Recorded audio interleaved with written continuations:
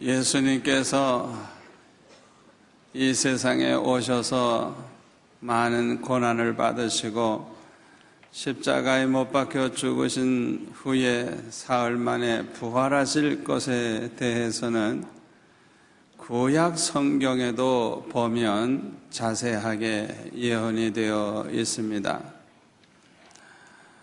이사야 50장 6절에 보면은 예수님께서 채찍질을 당하시고 모욕과 침뱉음을 당하실 것을 아주 구체적으로 예언을 했습니다.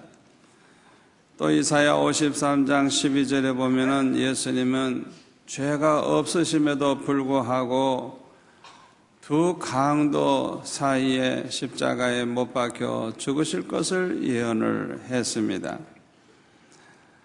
손과 발에 못 박히실 것을 구약 성경에 보면 예언이 되어 있고, 심지어는 예수님의 옷을 제비 뽑아 나눌 것을 구약 성경에 보면 아주 구체적으로 예언을 하고 있습니다. 예수님께서 십자가에 못 박히셨을 때 피와 물이 다 빠져나가니까 얼마나 목이 마르셨겠어요. 그래서 목마르다 목마르다 그렇게 부르짖으셨는데, 그렇게 부르짖으실 것을 시편 22편 15절에 보면 예언이 되어 있어요. 또 예수님께서 운명하시기 전에 그 영혼을 하나님 아버지께 부탁하나이다 기도하실 것을 시편 31편 5절에 보면 예언이 되어 있습니다. 예수님의 뼈가 꺾이지 아니할 것을 시편 34편 20절에 보면 예언하고 있어요. 두 강도는 뼈를 다 꺾어서 죽였지만은 예수님은 6시간 만에 운명하셨기 때문에 뼈를 꺾을 필요가 없었죠. 그런데 구약 성경에 그렇게 구체적으로 예언을 하고 있습니다. 심지어는 예수님이 부자의 무덤에 묻히실 것을 이사야 53장 9절에 보면 그것까지 밝히고 있어요. 시편 30편 3절에 보면은 우리 예수님께서 부활하실 것을 예언하고 있어요. 예수님이 승천하실 것을 예언한 성경 구절도 있습니다.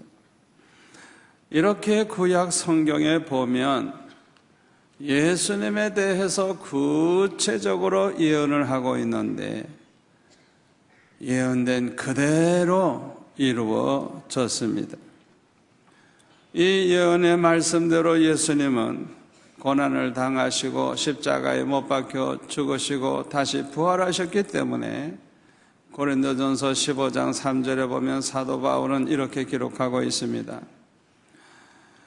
내가 받은 것을 먼저 너에게 전하였노니 이는 무엇대로? 성경대로 그리스도께서 우리 죄를 위하여 죽으시고 장사 지낸 바 되셨다가 무엇대로? 성경대로 사흘 만에 다시 살아나사. 여기서 말하는 성경은 구약 성경을 가리키는 거예요.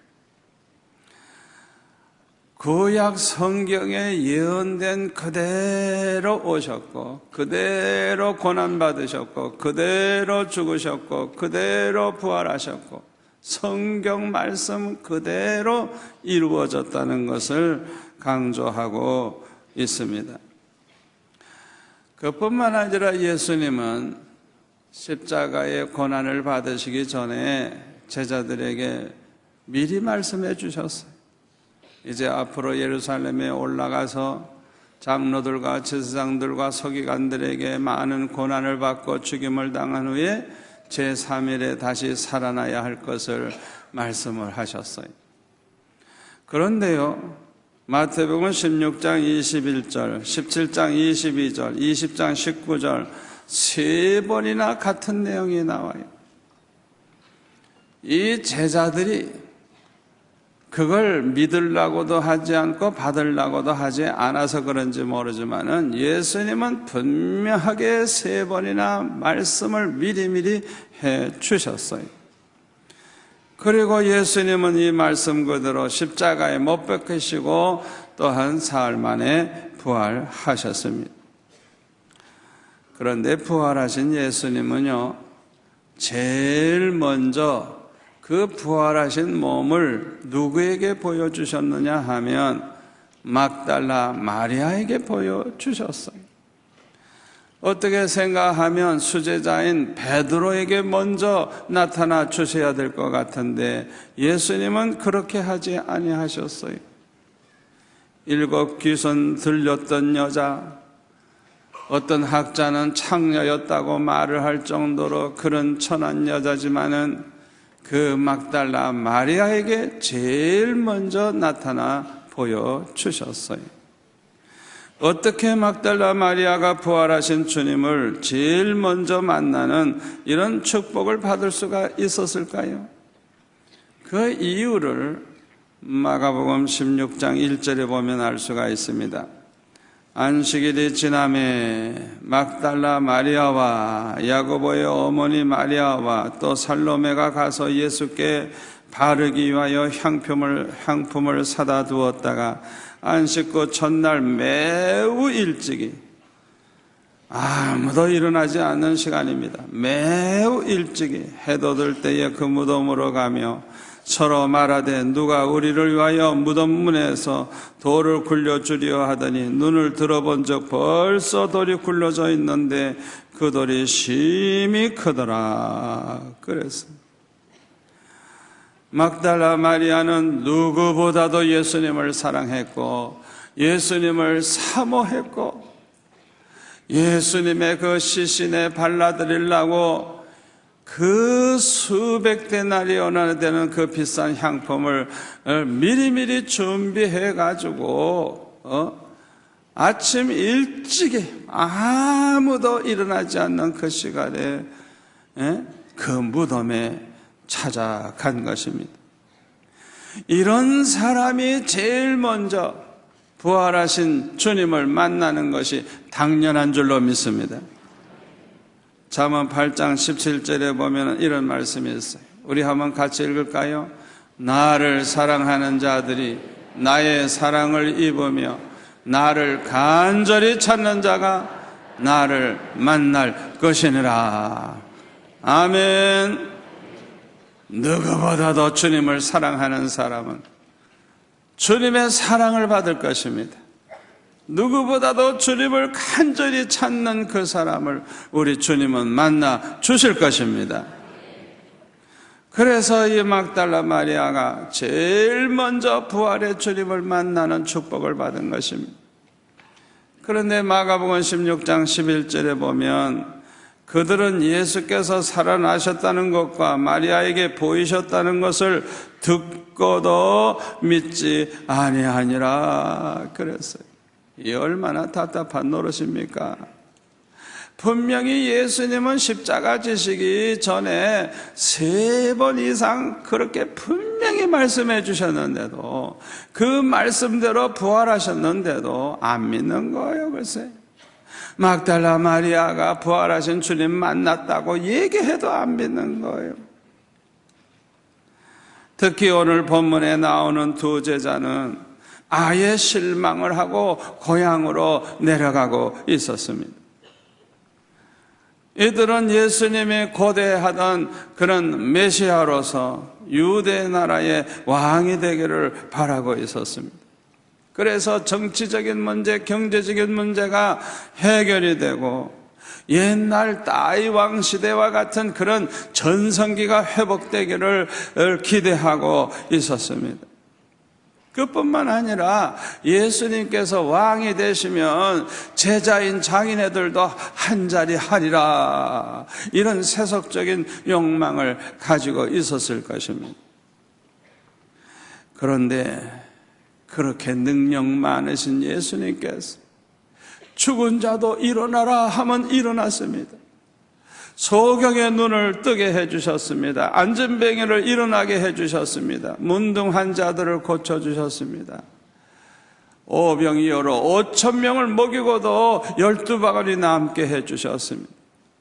어떻게 보면 전지전능하신 그 주님, 그렇게도 능력이 많으신 주님이 왕이 될 줄 알았더니 십자가에 못 박혀 죽는 것을 보니까 그들의 꿈은 산산조각이 나고 만 것입니다.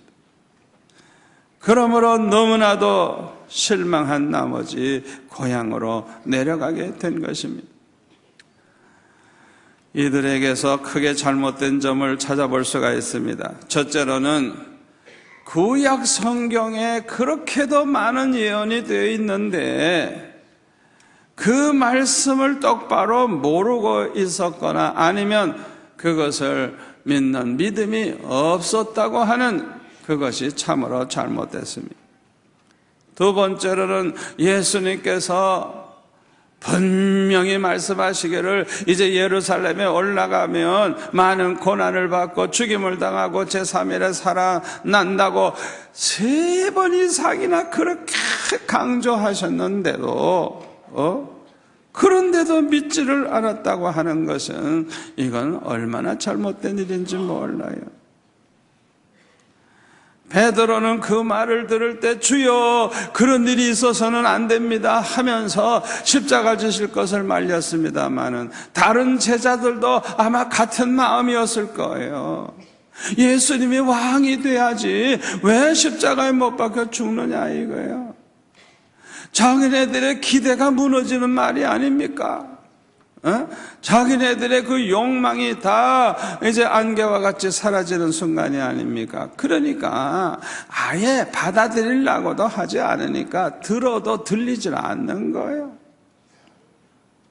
그렇기 때문에 그들은 예수님이 부활하셨다 그래도 믿지를 아니한 것입니다. 또 이들의 잘못된 점은 뭐냐? 여인들이 부활하신 주님을 만났다고 와서 얘기를 하면 아니 자기네들도 가봐야 되잖아요. 무덤으로 가봐야 되잖아요. 그런데 거기 가볼 생각도 하지 아니하고 낙심을 하고 고향으로 내려갔으니 얼마나 이게 잘못된 거예요. 그뿐만 아니라 다른 제자들과 조금만 더 있으면 의심 많은 도마에게 설명하기 위해서 예수님이 찾아오실 때 만날 수 있었을 텐데 기다리지도 않고 고향으로 내려가게 된 것입니다. 이들의 행동을 보면 책망받을 만합니다. 그래서 오늘 보면 25절에 보면 미련하고 선지자들이 말한 모든 것을 마음에 더디 믿는 자들이여 그리스도가 이런 고난을 받고 자기의 영광에 들어가야 할 것이 아니냐 주님이 책망하셨어요. 이 미련한 인간들아, 이 미련한 인간들아, 더디 믿는 자들아, 우리 주님이 책망을 하셨어요. 이들이 왜 이렇게 눈이 어두워졌겠습니까? 잘못된 기대와 세속적인 욕망 때문에 그것이 그들의 눈을 이렇게 어둡게 한 것입니다. 그래서 이 두 사람은 부활하신 주님이 그들과 함께 계시는데도 그걸 모르고 있었어요. 우리 주님이 그들과 동행하고 계시는데도 그걸 모르고 있는 거예요. 오늘 보면 15절 16절에 보면은 그들이 서로 이야기하며 문의할 때에 예수께서 가까이 이르러 그들과 동행하시나 그들의 눈이 가리어져서 그인 줄 알아보지 못하거늘 알아보지 못했어. 또 17절에 보면은 예수님께서 길 가는 그 두 제자에게 친히 오셔서 말씀을 하셨어요. 3년 동안 예수님 따라다녔으면은 그 목소리만 들어도 알아차릴 만한데 이들은 이 눈이 가려워져 가지고 예수님을 알아보질 못하는 거예요. 또 27절에 보면 예수님께서 친히 성경 말씀을 풀어가지고 예수님에 대한 그 기록을 일일이 찾아 말씀을 하시면서 설명을 하심에도 불구하고 그들은 눈이 어두워서 주님을 알아보지를 못했어. 또 30절에 보면은 예수님과 함께 식사를 하면서도 알아보지를 못했어.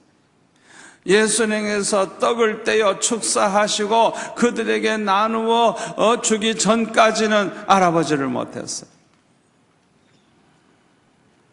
예수님이 축사하시고 떡을 떼어 주시는 그 순간에야 그들의 눈이 밝아져서 예수님을 알아보게 되었습니다.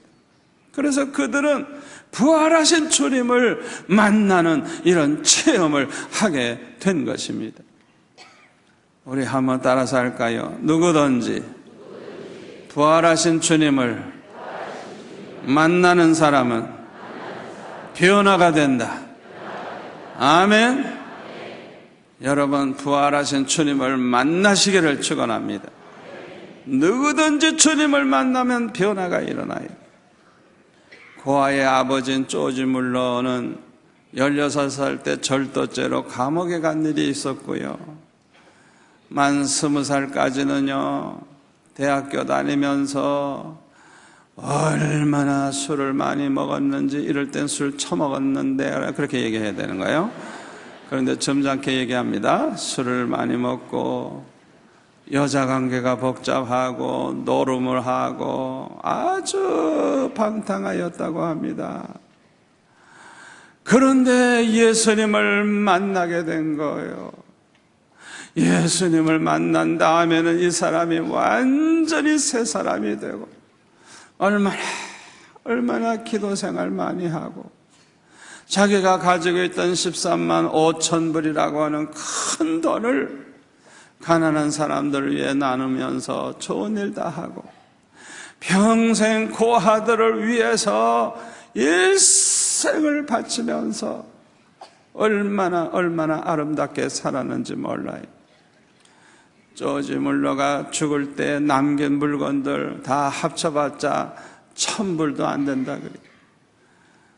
완전히 모든 걸 다 바쳐서 하나님 영광 위에서 살다가 간 것입니다. 절도죄로 방탕한 삶을 살던 사람도 주님을 만나니까 이런 변화가 일어난 것입니다. 여러분, 세리장 삭개오를 아시죠?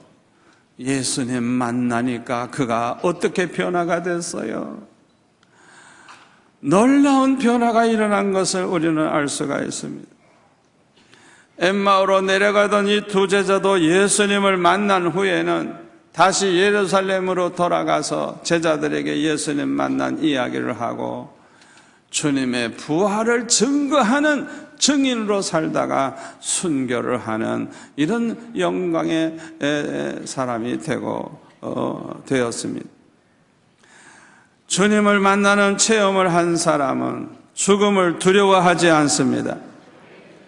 왜냐하면 주님을 만난 사람은 부활의 확신이 있기 때문에 죽음도 두려워하지 않는 것. 더 좋은 데 갈 것을 알기 때문에 죽음도 두려워하지 않는 거예요. 그래서 목숨을 걸고 복음을 전하고 기쁨으로 순교할 수가 있는 것입니다. 절망에 빠져서 엠마오로 내려가던 두 제자처럼 오늘날 절망에 빠져 있는 사람들이 많이 있습니다. 이런 사람들이 절망에 빠져 있는 원인이 뭔 줄 압니까? 정치적인 문제나 경제적인 문제 때문이 아닙니다. 가장 근본적인 원인은 부활하신 주님을 만나는 체험이 없기 때문에 그렇습니다. 우리 주님을 만나게만 하면 어떤 절망 가운데서도 다시 일어날 수 있는 줄 믿습니다. 이 세상에서 어떤 어려움이 와도 부활하신 주님을 만난 사람은 승리할 수가 있습니다. 그런데 우리 예수님께서 부활 승천하신 후에도 성경에 보니까 이 주님을 만난 사람이 많이 있어요. 예를 들까요? 사도행전 7장 55절에 보면은 스데반 집사가 예수님을 증거하다가 돌에 맞아 죽는데 하늘문이 열리고 하나님 우편에 서 있는 스데반 예수님을 보게 되었어요. 이야, 얼마나 기쁘고 얼마나 좋았는지. 돌에 맞아 죽으면서도 그 얼굴이 천사와 같았다고 성경은 기록하고 있습니다. 사도행전 9장 3절에 보면 사울은 예수 믿는 사람들 다 잡아 죽이려고 다메섹으로 가다가 부활하신 주님을 만나게 되었습니다. 사울아, 사울아, 주여 누구시니까? 네가 핍박하는 예수다. 우리 주님을 만난 이 사울은 그 자리에서 거꾸로져 가지고 완전히 변하여 새 사람이 되어서 부활의 주님을 증거하다가 순교하는 사도가 되었습니다. 이렇게 주님을 만난 사람들은 변화가 일어나는 것입니다. 사도행전 9장 10절에 보면 아나니아에게도 주님이 찾아오셔서 아나니아야 말씀하시니까 주여 내가 여기 있나이다 대답을 하니까 일어나 집가라 하는 거리로 가서 유다의 집에서 다섯 사람 사울이라 하는 사람을 찾으라 그가 기도하는 중이니라. 아주 구체적으로 말씀하시는 걸 볼 수가 있어요. 또 사도행전 10장 9절 이하에 보면 베드로에게도 부활의 주님이 나타나셔서 말씀하시는 것을 볼 수가 있습니다. 예수님은 부활하셨습니다. 살아 계십니다. 인격을 가지고 계십니다.